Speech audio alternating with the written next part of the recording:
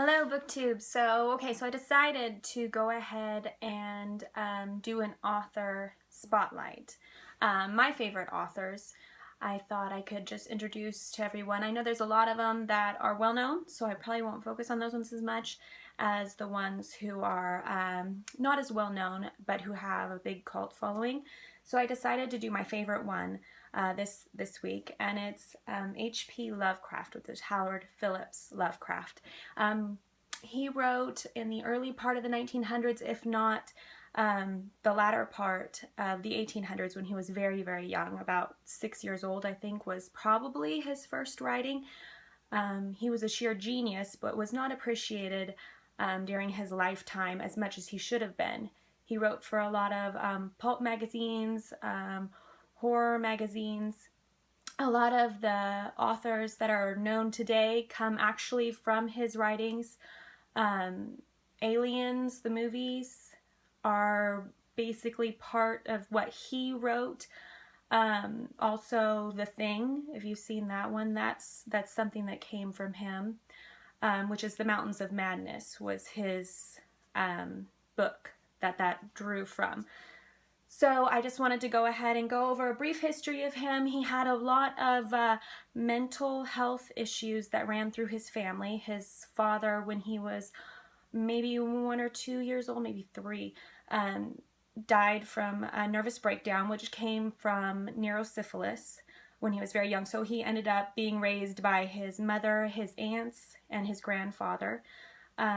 He learned at a very young age about the Greek mythos, the legends, Greek mythology, and he ended up loving that. He also was reading at the age, I think, of 5 or 6, Arabian Nights. And then he ended up having to leave his grandfather's home because of mismanagement of his grandfather's estate after his grandfather's death.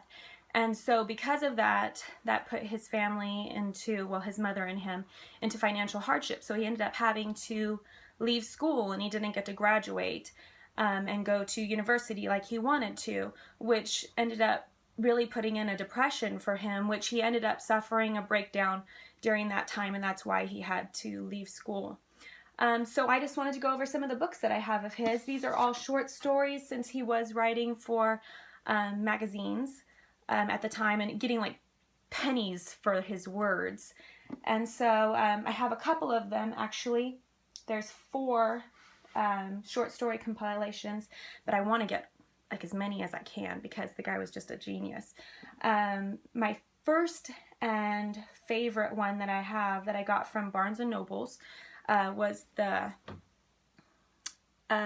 Complete Cthulhu Mythos Tales. Now, what he did was, during this time, there was many horror novelists, but they were writing things like on the same lines as Frankenstein, Dracula, all those things. Well, he took what he had learned from Greek mythology and he made a whole world of aliens. And so it was as if the aliens had lived on Earth before, but then they ended up either being stuck here or having to leave. And so where people, he was a little bit prejudiced, so where people that were not as civilized as him, let's say, so backwoods people, he would pretend like they were dumb. And so he would make them think, oh, there's a demon in his house, or, oh, there's a ghost. But really what it was an alien. And so a lot of them, like Cthulhu, he's stuck on an island in the middle of the ocean, and he's supposed to be the priest of all these aliens, this alien realm. And he's supposed to, once he's released, call down the aliens to come back to Earth and, of course, kill all mankind. So this whole one is just a compilation of all his Cthulhu stories that have to do with that, or along the similar lines of that realm. And then we have this beautiful Knickerbocker edition, which really, it wasn't that expensive. I think it was like $20. It comes in a nice box that's kind of tight. And then it's fabric. It's absolutely gorgeous. But there's over, I want to say there's over 40 stories in here, but I could be wrong and there could be more than that. But this is the biggest compilation that I have. So if you like Edgar Allan Poe was the grandfather, along with him, of all horror. But Edgar went into the lines of human psychosis and the issue that people may have and the horrors that come when you've gone crazy, or, you know, the mind has gone crazy. And so HP went into the other realm of what if there was more that we don't know about. And that's why I really like him, because he played on people's pride and arrogance in thinking that they are the ultimate life form, but how there is a much grander existence of aliens and godlike creatures out there through other dimensions or other planets that we don't know about, or that we can't even understand. And so we call them things like, you know, like werewolves or something like that, even though he didn't play off of that so much. But, you know, things that we don't understand. So we try and make up for it by saying, oh, well, it's a ghost, or oh, it's a demon, when actually, no, it's an alien.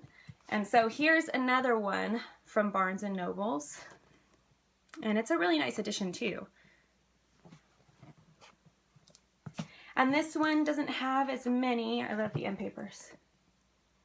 This one doesn't have as many stories as the Knickerbocker edition, but there's still a number of them. I want to say it's got about, so that one must have had like 50, because this one's got about 40 in here. And then the smaller one, which I've been reading this one because it's much more, it's smaller and lighter, so you can carry it around with you. This is another Barnes & Noble's edition. It's the cheaper one. You get like for $7. And this one only has about maybe 20 stories in it. Yeah. So my favorite one so far is The Color Out of Space. That one is amazing. That is scary, and they should make a movie about it. But I highly recommend him. I know The Mountains of Madness came from, or if you like The Thing, that's where the Mountain of Madness came from. The Color Out of Space, I think they did like a short film about it, but I think it was from a different, I want to say I think it was French film maybe, or I can't remember. But I've been trying to find it because they said it was good. It's not as good, of course, as The Thing, but anyway, so just find one at your local library. Read The Color Out of Space, or The Mountains of Madness, or The Call of Cthulhu, or the Dunwich Horror, or I'm trying to think of the other one, The Thing on the Doorstep. Read those ones and just see if you like it, because I mean, you have to read just a couple of them and then see if that was what appeals to you, is his writing, because he was a sheer genius. So I hope you like this this video, and if you do, give me a thumbs up and subscribe. Thank you.